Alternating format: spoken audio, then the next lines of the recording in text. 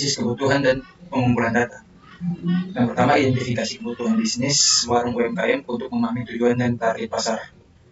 Kedua, kumpulkan data mengenai produk yang ditawarkan, pasar target, desain, dan preferensi.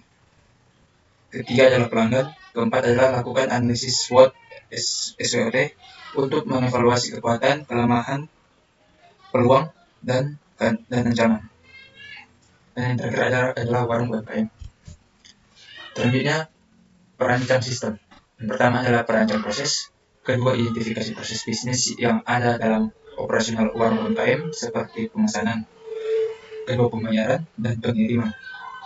Ketiga, buat diagram alir proses untuk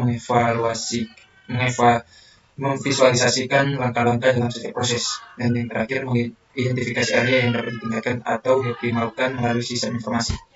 Dan yang selanjutnya dari proyek 2, saya mengambil dari rencana penelitian atau research plan. Yang pertama adalah wawancara owner. Di situ kami melakukan wawancara dengan owner untuk menanyakan tentang makanan yang paling disukai di rumah makan tersebut. Kedua, pengumpulan data, yaitu mengumpulkan data menu yang bisa dibuat oleh rumah makan tersebut. User story. Yang pertama, sebagai pengguna baru, kita ingin mendaftar dengan cepat dan mudah agar kita dapat memulai penggunaan aplikasi Health Track dengan segera.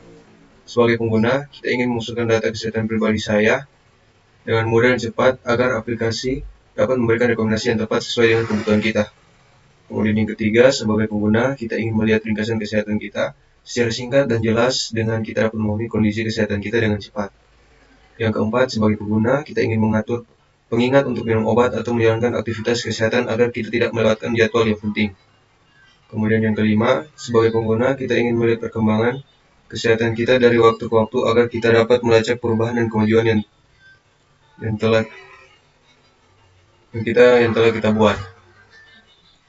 Kemudian ada user journey. Yang pertama adalah kesadaran. Pengguna menemukan aplikasi perencanaan, berjalan melalui toko aplikasi atau rekomendasi dari teman. Mereka tertarik dengan deskripsi fitur-fitur aplikasi dan keuntungan yang ditawarkan.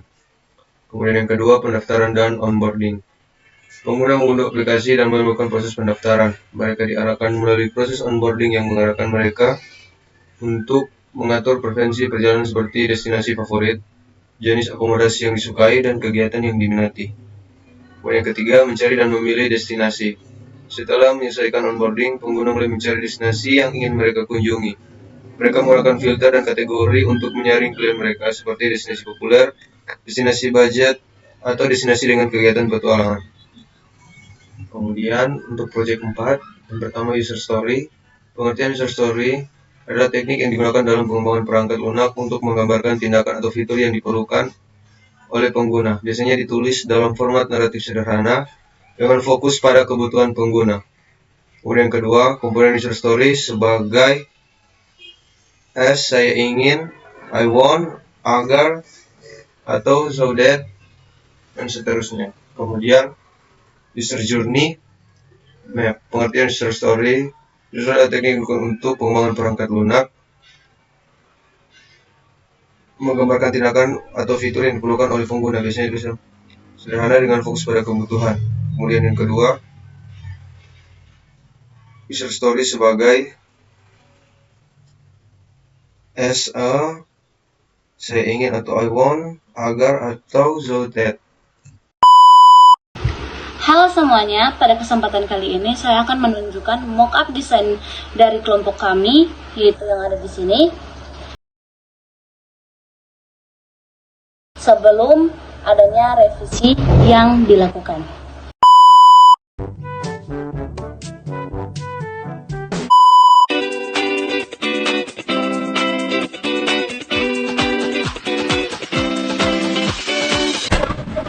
Baiklah, pada kesempatan kali ini kelompok kami akan melakukan tanya jawab bersama dengan owner rumah makan Mas Rio, dan juga akan menunjukkan aplikasi dan fitur-fitur yang akan kami gunakan pada proyek kali ini. Dan selanjutnya saya serahkan kepada teman saya untuk menjelaskan. Baik, pada kesempatan kali ini saya akan memperlihatkan. Jadi ini adalah aplikasi yang telah kami rancang. Jadi pada tampilan awalnya seperti ini. Ini dalam kerandanya. Jika mau pergi ke menu, bisa langsung ke menu. Dan di menu ini ada makanan dan minuman. nanti di minuman ini akan bisa memilih minuman juga, kayak lebih banyak lagi minumannya. Kalau misalnya mau pergi ke makanan,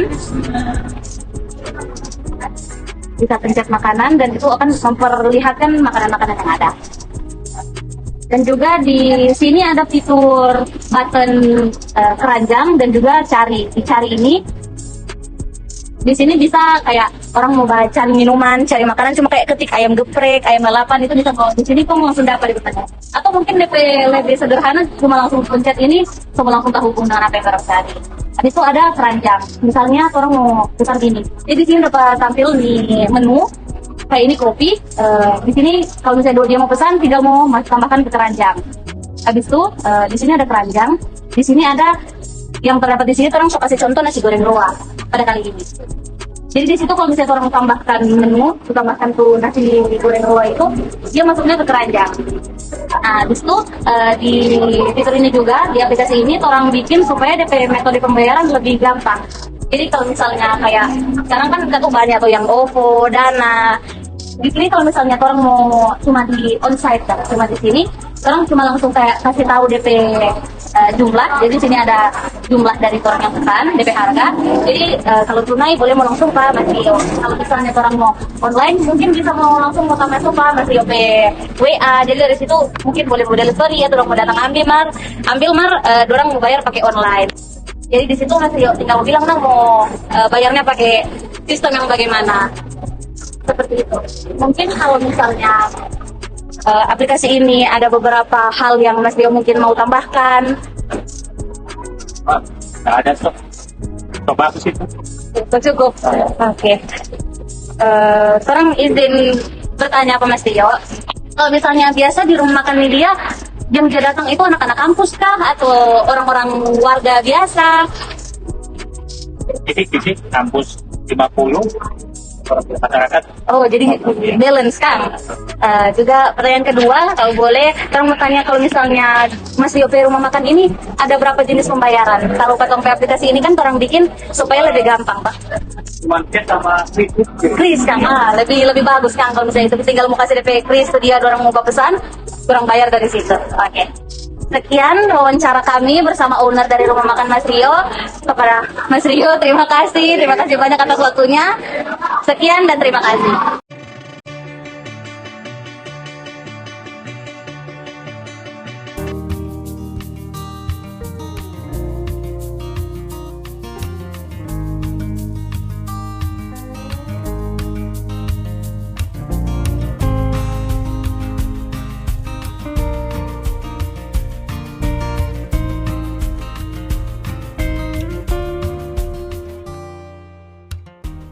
Setelah menjalankan revisi beberapa kali, desain akhir kami seperti ini. Pada kesempatan kali ini, dimulai dari men-scan barcode yang ada dan akan masuk pada aplikasi. Sebelum kita bisa memesan, maka kita harus melakukan login atau sign in terlebih dahulu. Baru kita bisa masuk pada laman beranda. Pada laman beranda ini bisa menunjukkan beberapa menu yang tersedia di rumah makan. Dan pada bawah layar terdapat customer review. Ini timbul ketika customer memberikan review tiap mereka memesan makanan. Di sini ada drink dan juga food. Bisa kita lihat di sini adalah tampilan dari seluruh minuman yang ada. Lalu ini adalah tampilan dari seluruh makanan yang ada. Sebagai contoh, saya memasukkan ayam geprek ke keranjang.